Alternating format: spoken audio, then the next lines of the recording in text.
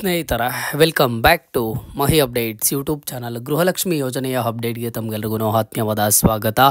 ಇವತ್ತಿನ ಈ ವಿಡಿಯೋದಲ್ಲಿ ಗೃಹಲಕ್ಷ್ಮಿ ಯೋಜನೆಯ ಫಲಾನುಭವಿಗಳಿಗೆ 2,000 ಪ್ಲಸ್ 2,000 4,000 ಹಣ ಬರುತ್ತಾ ಅನ್ನೋದ್ರ ಬಗ್ಗೆ ಇವತ್ತಿನ ಈ ವಿಡಿಯೋ ಆಗಿರುತ್ತೆ. ಸೊ ಸಾಕಷ್ಟು ಕಡೆ ನೀವು ವಿಡಿಯೋಸನ್ನು ವಾಚ್ ಮಾಡಿರ್ತೀರಾ ಆ್ಯಂಡ್ ಸಾಕಷ್ಟು ಕಡೆ ಒಂದು ಇನ್ಫಾರ್ಮೇಷನನ್ನು ಕೇಳಿರ್ತೀರಾ.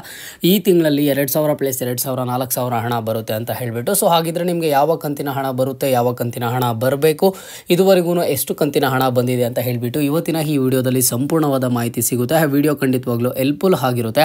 ವಿಡಿಯೋನ ಕೊನೆವರೆಗೂ ವಾಚ್ ಮಾಡಿ ಆ್ಯಂಡ್ ಹಾಗೇನೂ ಕೆಳಗಡೆ ಲೈಕ್ ಬಟನು ಸಬ್ಸ್ಕ್ರೈಬ್ ಬಟನ್ ಕಾಣಿಸಿರುತ್ತೆ, ಹೋಗಿ ಲೈಕ್ ಸಬ್ಸ್ಕ್ರೈಬನ್ನು ಮಾಡ್ಕೊಳ್ಳಿ. ಆ್ಯಂಡ್ ಈಗಾಗಲೇ ಯಾರೆಲ್ಲ ಲೈಕ್ ಮಾಡಿ ಸಬ್ಸ್ಕ್ರೈಬ್ ಮಾಡಿ ಸಪೋರ್ಟ್ ಮಾಡ್ತಿದ್ದೀರಾ ಎಲ್ಲರಿಗೂ ಥ್ಯಾಂಕ್ ಯು ಸೋ ಮಚ್. ಮೊದಲಿಗೆ ನೋಡಿ, ಗೃಹಲಕ್ಷ್ಮಿ ಯೋಜನೆಯ ಫಲಾನುಭವಿಗಳಿಗೆ ಸೊ ಇದುವರೆಗೂ ಎಷ್ಟು ಕಂತಿನ ಹಣ ಬಂದಿದೆ ಅನ್ನೋದ್ರ ಬಗ್ಗೆ ನಾನು ನಿಮಗೆ ತಿಳಿಸ್ಕೊಡ್ತೀನಿ. ಸೊ ನಿಮಗೆಲ್ಲ ಗೊತ್ತಿರೋ ಹಾಗೆ ದಸರಾ ಹಬ್ಬದ ಟೈಮಲ್ಲಿ ನಿಮ್ಮ ಒಂದು ಬ್ಯಾಂಕ್ ಖಾತೆಗಳಿಗೆ 2,000 ಹಣ ಬರುತ್ತೆ. ಅಕ್ಟೋಬರ್ ತಿಂಗಳಲ್ಲಿ ಅಕ್ಟೋಬರ್ 3ನೇ ತಾರೀಕಿಂದ ಎಲ್ಲರ ಒಂದು ಬ್ಯಾಂಕ್ ಖಾತೆಗಳಿಗೆ 2,000 ಹಣ ಬರುತ್ತೆ. ಆ್ಯಂಡ್ ಒಂದಿಷ್ಟು ಫಲಾನುಭವಿಗಳಿಗೆ ಆ ಟೈಮಲ್ಲಿ ಬರುತ್ತೆ ಆ್ಯಂಡ್ ಒಂದಿಷ್ಟು ಫಲಾನುಭವಿಗಳಿಗೆ ದೀಪಾವಳಿ ಹಬ್ಬದ ಟೈಮಲ್ಲಿ ಬರುತ್ತೆ. ಸೊ ಯಾಕೆ ಅಂತ ಅಂದರೆ ದಸರಾ ಹಬ್ಬದ ಟೈಮಲ್ಲಿ 22ನೇ ಕಂತಿನ ಹಣ ಜಮಾ ಮಾಡ್ತಾರೆ. ಅದಾದಮೇಲೆ ಒಂದಿಷ್ಟು ಫಲಾನುಭವಿಗಳಿಗೆ ಹಣ ಪೆಂಡಿಂಗ್ ಇರುತ್ತೆ. ಪೆಂಡಿಂಗ್ ಇರುವಂತಹ ಫಲಾನುಭವಿಗಳಿಗೆ ಬಂದುಬಿಟ್ಟು ಯಾವಾಗ ಜಮಾ ಆಗುತ್ತೆ, ಸೊ ಅವ್ರಿಗೆ ಬಂದುಬಿಟ್ಟು ದೀಪಾವಳಿ ಹಬ್ಬದ ಟೈಮಲ್ಲಿ ಪೆಂಡಿಂಗ್ ಹಣ ಬಿಡುಗಡೆ ಮಾಡ್ತಾರೆ. ಆ ಟೈಮಲ್ಲಿ ಫಲಾನುಭವಿಗಳ ಬ್ಯಾಂಕ್ ಖಾತೆಗಳಿಗೆ ಹಣ ಜಮಾ ಆಗುತ್ತೆ. ಅದಾದಮೇಲೆ ನೆಕ್ಸ್ಟು ಎಲ್ಲೇ ನ್ಯೂಸ್ ನೋಡಲಿ 2,000 ಪ್ಲಸ್ 2,000 4,000 ಬರುತ್ತೆ. 2,000 ಪ್ಲಸ್ 2,000 4,000 23-24ನೇ ಕಂತಿನ ಹಣ ಬರುತ್ತೆ.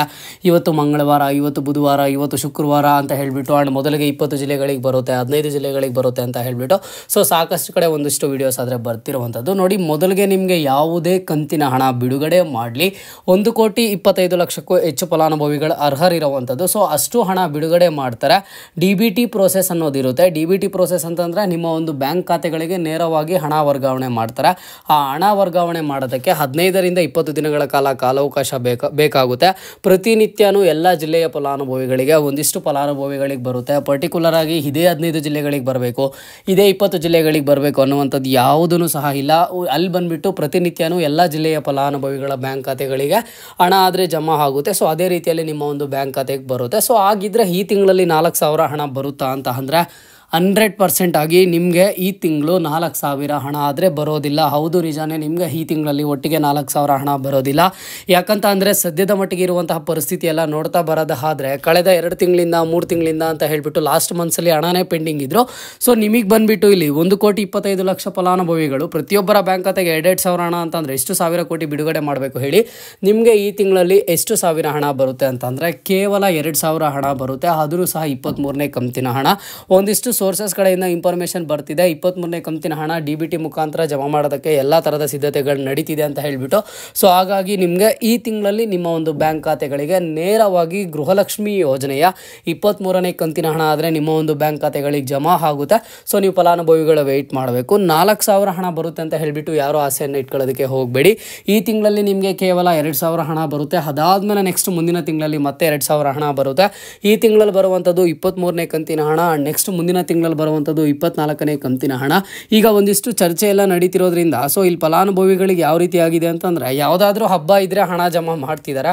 ಅಂದರೆ ದಸರಾ ಹಬ್ಬಕ್ಕೆ ಮಾಡಿದ್ರು, ಅದಾದಮೇಲೆ ನೆಕ್ಸ್ಟ್ ವರಮಹಾಲಕ್ಷ್ಮಿ ಹಬ್ಬಕ್ಕೆ, ಈ ರೀತಿ ಹಬ್ಬದ ಟೈಮಲ್ಲಿ ಹಣ ಜಮಾ ಮಾಡ್ತಿದ್ದಾರೆ. ಅದನ್ನು ಬಿಟ್ಟರೆ ಹಣ ಜಮಾ ಮಾಡಲ್ವ ಅಂತ ಅಂದರೆ ಇಲ್ಲ, ಈ ತಿಂಗಳಲ್ಲಿ 2,000 ಹಣ ನಿಮಗೆ ಜಮಾ ಆಗುತ್ತೆ 23ನೇ ಕಂತಿನ ಹಣ. ಬಟ್ ನೀವು ಯಾರು 4,000 ಬರುತ್ತೆ ಅಥವಾ 6,000 ಬರುತ್ತೆ ಈ ರೀತಿ ಒಂದು ಎಕ್ಸ್ಪೆಕ್ಟೇಷನ್ಸನ್ನು ದಯವಿಟ್ಟು ಯಾರನ್ನು ಸಹ ಇಟ್ಕೊಳ್ಳೋದಕ್ಕೆ ಹೋಗಬೇಡಿ. 4,000 ಆಗಲಿ ಅಥವಾ 6,000 ಆಗಲಿ ನಿಮ್ಮ ಒಂದು ಬ್ಯಾಂಕ್ ಖಾತೆಗಳಿಗೆ ಬರಲ್ಲ.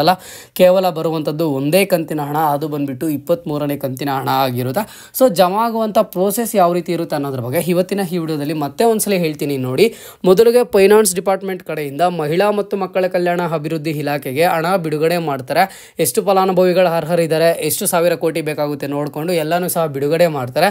ಅದಾದಮೇಲೆ ಮಹಿಳಾ ಮತ್ತು ಮಕ್ಕಳ ಕಲ್ಯಾಣ ಅಭಿವೃದ್ಧಿ ಇಲಾಖೆ ಕಡೆಯಿಂದ DBT ಮುಖಾಂತರ ನಿಮ್ಮ ಒಂದು ಬ್ಯಾಂಕ್ ಖಾತೆಗಳಿಗೆ 2,000 ಜಮಾ ಮಾಡುವಂಥದ್ದು.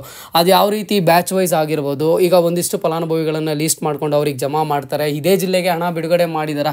ಈಗ ಕೋಲಾರ ಜಿಲ್ಲೆಗೆ ಈ ಹಣ ಬಿಡುಗಡೆ ಮಾಡಿದ್ದಾರೆ. 23ನೇ ಕಂತಿನ ಹಣ ಅವ್ರ ಬ್ಯಾಂಕ್ ಖಾತೆಗಳಿಗೆ ಮಾತ್ರ ಬರುತ್ತೆ. ಈ ರೀತಿ ಯಾವುದೂ ಸಹ ಇಲ್ಲ, ಒಟ್ಟಿಗೆ ಬಿಡುಗಡೆ ಮಾಡ್ತಾರೆ, ಒಟ್ಟಿಗೆ ಜಮಾ ಮಾಡ್ತಾರೆ. ಬಟ್ ಪ್ರತಿನಿತ್ಯನೂ ಒಂದಿಷ್ಟು ಫಲಾನುಭವಿಗಳಿಗಾದರೆ ಬರುತ್ತೆ. ಓಕೆನಾ?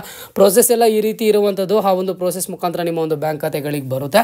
22ನೇ ಕಂತಿನ ಹಣದವರೆಗೂ ನಿಮಗೆ ಬಂದಿದ್ರೆ ನೀವು ಸ್ವಲ್ಪ ವೆಯ್ಟ್ ಮಾಡಿ. ಈ ತಿಂಗಳು ಮುಗಿಯೋಷ್ಟೊಳಗಡೆ 23ನೇ ಕಂತಿನ ಹಣ 2,000 ಆದರೆ ನಿಮ್ಮ ಒಂದು ಬ್ಯಾಂಕ್ ಖಾತೆಗಳಿಗೆ ಬರುತ್ತೆ. ಓಕೆನಾ? ಸೊ ನಿಮಗೆ ಪ್ರತಿನಿತ್ಯದ ಗೃಹಲಕ್ಷ್ಮಿ ಯೋಜನೆಯ ಅಪ್ಡೇಟ್ಸ್ ಅಪ್ಡೇಟ್ಸ್ ಬೇಕು ಅಂತ ಅಂದರೆ ಕೆಳಗಡೆ ಲೈಕ್ ಬಟನ್ ಕಾಣಿಸಿರುತ್ತೆ, ಲೈಕ್ ಮಾಡಿ. ಆ್ಯಂಡ್ ಹಾಗೇನು ಸಬ್ಸ್ಕ್ರೈಬ್ ಬಟನ್ ಕಾಣಿಸಿರುತ್ತೆ, ಸಬ್ಸ್ಕ್ರೈಬನ್ನು ಮಾಡಿಕೊಂಡು ಪ್ರತಿನಿತ್ಯದ ವೀಡಿಯೋಸನ್ನು ಮಿಸ್ ಮಾಡದೆ ವಾಚ್ ಮಾಡಿ. ಇದು ಇವತ್ತಿನ ಮಾಹಿತಿ ಆಗಿತ್ತು. ಮುಂದೆ ಎಲ್ಲ ರೀತಿಯ ಹೆಚ್ಚಿನ ಅಪ್ಡೇಟ್ಸ್ ಜೊತೆಗೆ ಸಿಗ್ತಾ ಇರೋಣ. ಅಲ್ಲಿಯ ತನಕ take care and keep watching Mahi updates for more updates.